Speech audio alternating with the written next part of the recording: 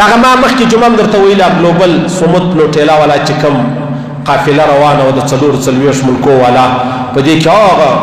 منډیلا د هغه لمسی هم پاکستان په دې کې تقریبا 40% مسلمانان دي 80% چې هغه غیر مسلمانان دي د دې مقصد دا و چې موږ لاړ شو هغه د ابراهیم علیه السلام شار ته ځان ورسوو دا خلک یې تباه کو نسل کشي روانه ده دوا نسته اوبه نسته پلانۍ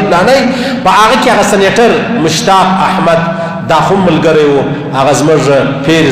مظهر سعید شاه صاحب د مفتی بابا صاحب ورور هغه ملګری و 4 ملګري نور ولو دا اوس تقریبا 45 کسان اسرائیل ونیول دوی چې کله ورسېدل دوی دغه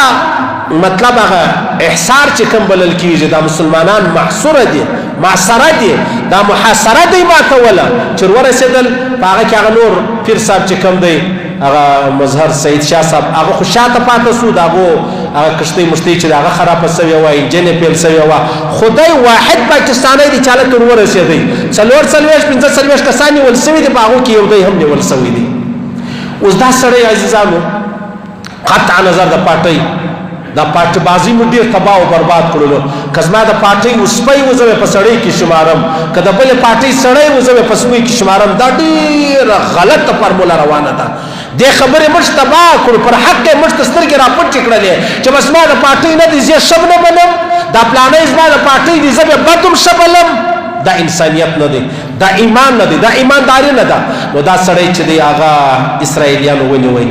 او چې کله نیوي دا هغه سمخ کې اذان هم وکي او دا د اذان ځای هم وو سن خلاصیش په خبره کله خلاصیش بیا مخابه دي سي دا د اذان ځای ولو او بیا عجب خبره دا ده چې دا مش زو خالي خبره کوم یا ته خالي خبره اوري دا سړی چې کوم خبره کوي په هغه عمل بیا کړی دی د داسې خبره کولې چې د مسلمانانو سره ظلم روان دي ناجایز روانه ده بد روان دي دا خبره کوله او ظالم ورسوي په اسلام آباد کې وخت پولیس والا ورته ویل ته د خلکو د پاره دومره لوی احتجاج کوي کرشتیا نه تعالی ته ځان ورسوه نه لا ظالم ورسوي او گرفتار هم سلو د داد ور دی کنه دی د شاباش ور دی کنه دی دعاګانې ورته کوو که نه کوو نر دی کنه دی د نر زوی دی کنه دی ایمانداری به ما تا منو خدمت به منو ځان ورسوي الته او بیا پکې گرفتار هم سو او اصل مقصد شل شپې او شل ورځې په دا کښتۍ کې روان په اوبو کې شل شپې شل ورځې اندازه ولګوه یاره عجب خبره ده سبحان الله په دې کې یوه 22 کلنه انجلۍ هم شته چې هغه د کافرانو د وطن څخه ده هغې ونیوله چې ونیوله بیا هغه ته ډوډۍ موډۍ هغه ول 3 ساعته ډوډۍ نه خورم تر څو دې دغه مسلمانان خلاص کړي نه ساخته ځوانان څنګه زبردست زنانې دومره زورور احتجاج ریکارډوي مسلمانان نه د انسانیت په حواله چې د دې خلکو سره ظلم روان دی نو په هغو کې دغه سنیټر صاحب هم د مشتاق صاحب الله دې په خیر لري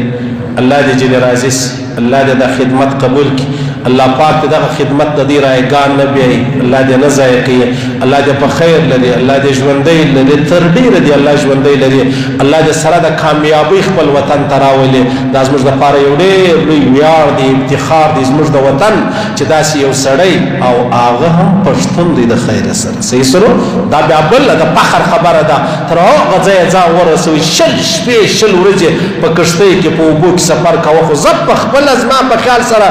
شل منټه سفر نسم کولی کمې کوئ نو نه ده معلومه چې څو واره به ورسره بې وشو او بیران شو لیکن دې سړي ځان وچ کلک د ایمان د اسلام د انسانیت د مسلمانۍ په خاطر باندې ځان ورسوي الله دې ژوندی لري الله دې ارشاد لري الله دې آباد لري چا کوم ملګري یو بل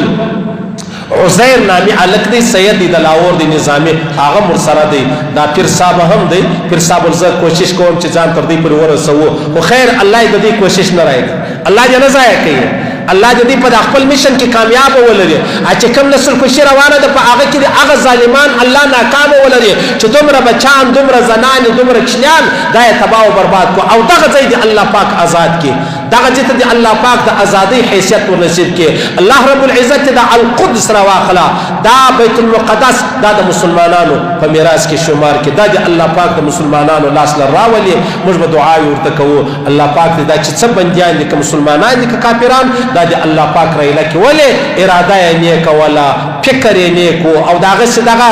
د دې